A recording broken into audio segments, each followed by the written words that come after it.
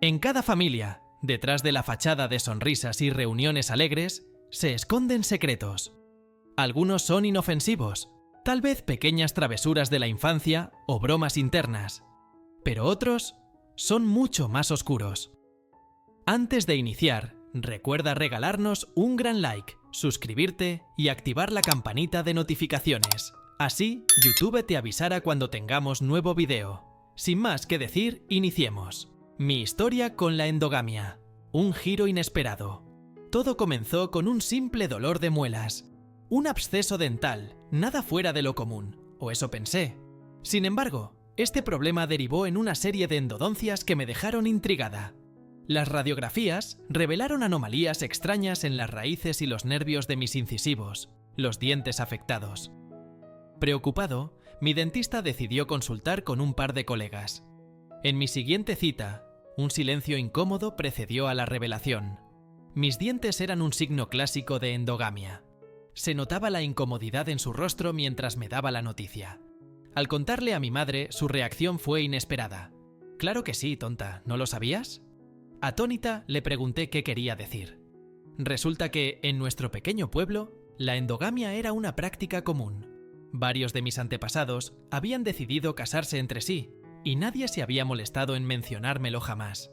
Para colmo, el pueblo donde vivía estaba compuesto por un 85% de mis parientes. Ni siquiera conocía a la mayoría. Esta revelación me impactó profundamente.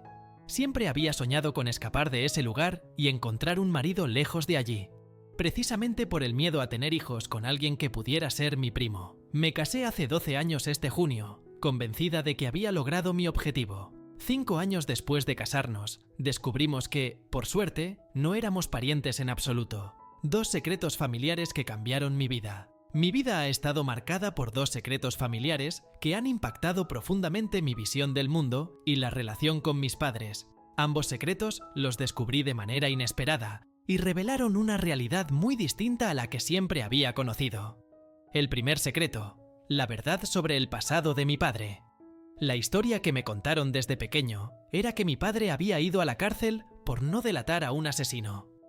Nos mudamos lejos del lugar para escapar del peligro, y siempre lo admiré por su valentía y lealtad. Sin embargo, un día, mientras investigaba en viejos periódicos, encontré una versión completamente diferente de la historia. La verdad era que mi padre trabajaba para un contrabandista de drogas y se vio involucrado en un asesinato. El contrabandista le ordenó matar a un hombre que estaba colaborando con la policía, y mi padre, por un poco de dinero, aceptó. Cometió el crimen, escondió el cuerpo en un pantano y fue arrestado. La policía no pudo acusarlo del asesinato, pero sí de obstrucción a la justicia. El contrabandista, con sus conexiones, salió libre en pocos días, mientras que mi padre, sin ayuda, permaneció en la cárcel por más tiempo. Recuerdo vagamente haber llorado por mi padre en ese entonces, sin entender lo que pasaba. Lo que más me impactó fue descubrir que me había llevado al tribunal, posiblemente para conmover al juez con mi inocencia y obtener una sentencia más leve. Esa imagen de mi padre como un hombre manipulador derrumbó la imagen heroica que siempre había tenido de él. Más tarde, mi madre me reveló otro detalle aún más perturbador. Mi padre había estado involucrado en otro incidente violento, disparando accidentalmente a alguien mientras jugaba con un arma. Antes de continuar con estos secretos, primero queremos recordarte que te suscribas a nuestro canal, le des like y actives la campanita de notificaciones. Ahora sí, sigamos con el video. El segundo secreto, la muerte de mi tía. Mi tía, enferma de cáncer terminal, sufría mucho. Mi madre tiene otra hermana, enfermera de profesión, que se ofreció a cuidarla en sus últimos días. Sin embargo, lo que mi madre me reveló me dejó helado. Mi tía enfermera le había dado una sobredosis de analgésicos a mi tía moribunda para acabar con su sufrimiento. Pero algo no cuadraba.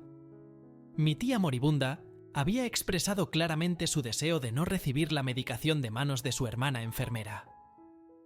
Pese a su súplica, mi tía enfermera llevó a cabo su medicación en la soledad de la habitación, sin testigos ni posibilidad de objeción. Una infancia marcada por la violencia y el silencio. A mis 20 años, la vida me dio un golpe inesperado. descubrí la cruda realidad de mi familia. Mi padre, quien en mi infancia aparentaba ser un hombre severo pero justo, guardaba un oscuro secreto.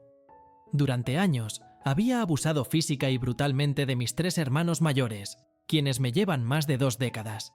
Lo más escalofriante era que este comportamiento no se debía a arrebatos de ira o al consumo de alcohol, sino que formaba parte de su método disciplinario habitual.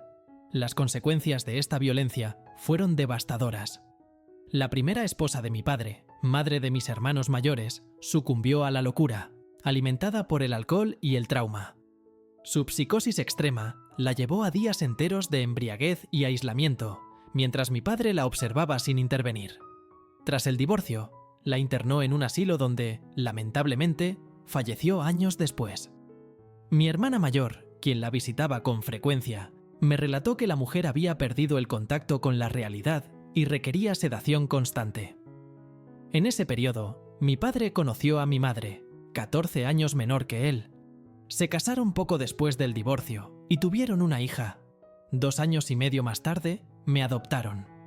Aparentemente, mi madre logró domar la violencia de mi padre. Nunca me golpeó en un arranque de ira. Sin embargo, durante mi adolescencia, aún vivía bajo una constante sensación de terror hacia mis padres. Crecí en un hogar donde cualquier expresión emocional era castigada severamente, lo que los expertos en salud mental denominan un entorno invalidante. Este ambiente, junto con la amenaza latente de la violencia de mi padre, causó un daño profundo en mi desarrollo emocional. A la violencia física de mi padre se sumaba la manipulación y el abuso psicológico y emocional de mi madre. A pesar de mis intentos por desafiar las reglas, mi padre nunca perdió el control conmigo. Mi madre, por su parte, evitaba recurrir a la violencia física, consciente de que si no me controlaba, mi padre reaccionaría con brutalidad. Para mi alivio, me enviaron a campamentos de verano y luego a un internado. Estuve feliz de estar lejos de ellos por un tiempo. El cráneo en la oficina de papá. Mi papá heredó el cráneo de su tío Juan, un hombre apasionado por la historia familiar. El cráneo podría pertenecer a los restos de un asesino que mató a uno de nuestros antepasados. Según cuentan, una de mis antepasadas quedó embarazada de un hombre que ya estaba comprometido con una familia adinerada. Al verse acorralado y temiendo perder su futuro, el hombre asesinó a mi ancestra. Capturado y juzgado, fue condenado a la pena de muerte por decapitación. Sin embargo, debido a su crimen, no se le permitió ser enterrado en suelo sagrado. En su lugar, su cabeza cortada fue colocada en un palo y exhibida como macabro recordatorio en diferentes jardines del pueblo. El tío Juan, siempre intrigado por esta historia, se embarcó en una búsqueda para encontrar el cráneo. Contaba con la idea de tenerlo en su poder. Tras meses de investigación, logró dar con el pueblo donde se desarrolló la tragedia y hablar con algunos lugareños. Efectivamente, confirmaron la existencia del cráneo en un palo, pero también le informaron que un joven historiador se lo había llevado años atrás. Al parecer, los habitantes del pueblo no dudaron en entregárselo con tal de deshacerse de ella. Aunque mi tío Juan nunca logró descubrir el nombre del asesino, sí consiguió lo que buscaba, el cráneo. A partir de entonces, lo guardó celosamente en su oficina, inventando diferentes historias sobre su origen cada vez que alguien le preguntaba. Yo crecí escuchando estas historias, sintiendo una mezcla de morbo y fascinación por el cráneo. La duda siempre rondaba mi mente. ¿Sería realmente el cráneo del asesino de mi ancestra? Mi papá nunca quiso revelar la verdad, y con su muerte, el misterio quedó ahí. El cráneo sigue ahí, en su oficina, y ahora soy yo el encargado de él. Es una posesión ilegal, lo sé, y muchos pensarían que lo mejor sería deshacernos de ella. Pero hay algo en ese cráneo que nos ata a nuestra historia, a nuestras raíces. Es un pedazo de nuestro pasado, por más macabro que sea, y no podemos simplemente ignorarlo. Hemos visto cómo la ambición, la codicia y la venganza pueden corromper incluso a los lazos más fuertes. Los secretos oscuros de las familias son un recordatorio de que la naturaleza humana es compleja y contradictoria. Somos capaces de actos de gran amor y compasión, pero también de una terrible crueldad. ¿Y bien, qué te ha parecido este video? ¿Cuál es tu opinión sobre este tema? Deja tus comentarios, para nosotros son muy importantes y participa en la conversación de historias. Si te ha gustado el video y esta información, demuéstralo dejándonos tu apoyo, dándole like, suscribiéndote y activando la campanita de notificaciones, así YouTube te avisará cuando tengamos nuevo video. Esto ha sido todo por hoy, nos vemos en un próximo video.